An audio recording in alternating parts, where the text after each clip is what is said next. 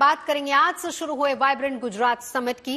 3 दिनों तक गांधीनगर में चलने वाले इस अंतर्राष्ट्रीय कार्यक्रम का उद्घाटन प्रधानमंत्री नरेंद्र मोदी ने किया, जिसमें मुख्य अतिथि के तौर पर यूएई के राष्ट्रपति शेख मोहम्मद बिन जायद के अलावा चेक रिपब्लिक के पीएम पीटर फ्याला भी मौजूद रहे और इसके अलावा तिमोर लेत्से के राष्ट्रपति जोस रामुस होर्ता ने भी हिस्सा लिया। 20 साल पहले पहली बार आयोजित होने वाले वाइब्रेंट गुजरात समिट के 10वें एडिशन में देश के दिग्गज कारोबारी मुकेश अंबानी, गौतम अडानी, लक्ष्मी मित्तल और पंकज पटेल समेत विदेश के भी बिजनेस लीडर्स शामिल हो रहे हैं।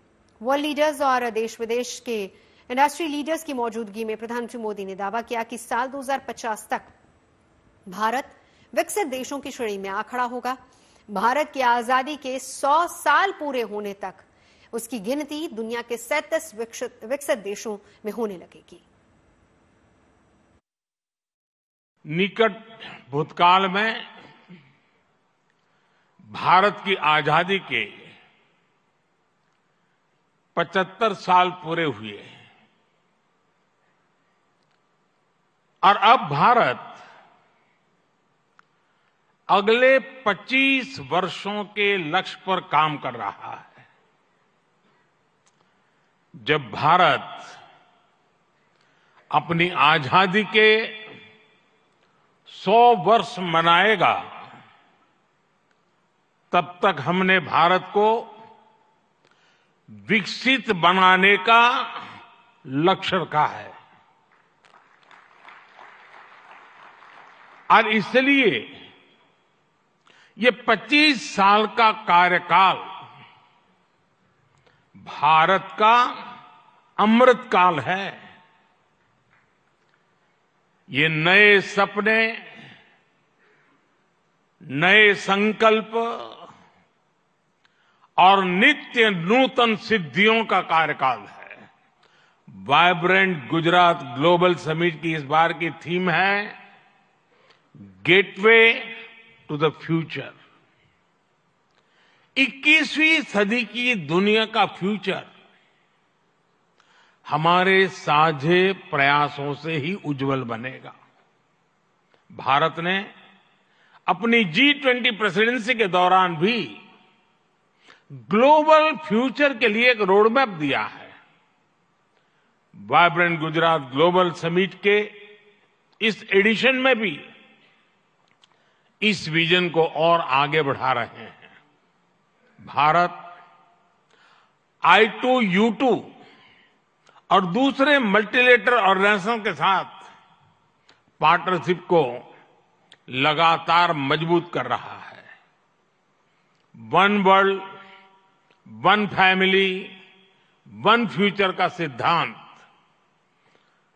विश्व कल्याण की अनिवार्य आवश्यकता है। आज भारत दुनिया की 5th लार्जेस्ट इकोनॉमी है। 10 साल पहले भारत 11th पर था। आज दुनिया की हर प्रमुख रेटिंग एजेंसी का अनुमान है कि भारत अगले कुछ वर्षों में दुनिया की टॉप 3 इकोनॉमी में जाएगा। साथियों, आप सभी वैश्विक परिस्थितियों से भली भांति परिचित हैं। ऐसे में आज अगर भारत की इकोनॉमी में इतना रेजिलियंस दिख रहा है, अगर आज भारत की ग्रोथ में इतना मोमेंटम दिख रहा है, तो इसके पीछे बड़ी वजह है बीते 10 वर्षों में स्ट्रक्चरल रिफॉर्म्स पर हमारा फोकस। इन रिफॉर्म्स ने भारत की इकोनॉमी की कैपेसिटी, कैपेबिलिटी एंड कॉम्पिटिटिवनेस बढ़ाने का बहुत बड़ा काम किया है। रिकैपिटलाइजेशन और आईबीसी से हमने भारत के बैंकिंग सिस्टम को दुनिया के सबसे मजबूत बैंकिंग सिस्टम में से एक बना दिया है। साल 2003 में वाइब्रेंट गुजरात समिट की नींव पड़ी थी, जब गुजरात के मुख्यमंत्री के तौर पर नरेंद्र मोदी ने इसकी शुरुआत की थी।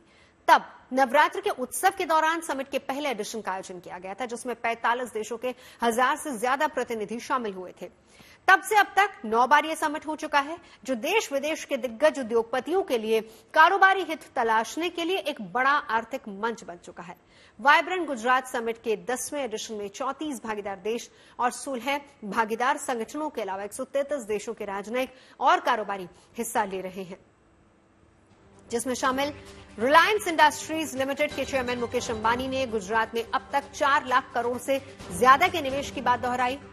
अडानी ग्रुप के चेयरमैन गौतम अडानी ने अगले 5 साल में गुजरात में 2 लाख करोड़ रुपए के निवेश का ऐलान किया, जिससे प्रत्यक्ष और अप्रत्यक्ष रूप से 1 लाख रोजगार पैदा होंगे।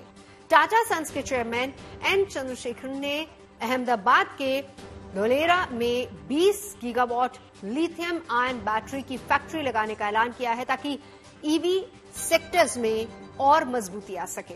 और इसके अलावा कंपनी की तरफ से वडोदरा में बन रहे C295 रक्षा विमान बनाने की भी जिम्मेदारी है, जिससे रक्षा क्षेत्र में आत्मनिर्भर भारत की सोच सही मायने में उड़ान भरेगी।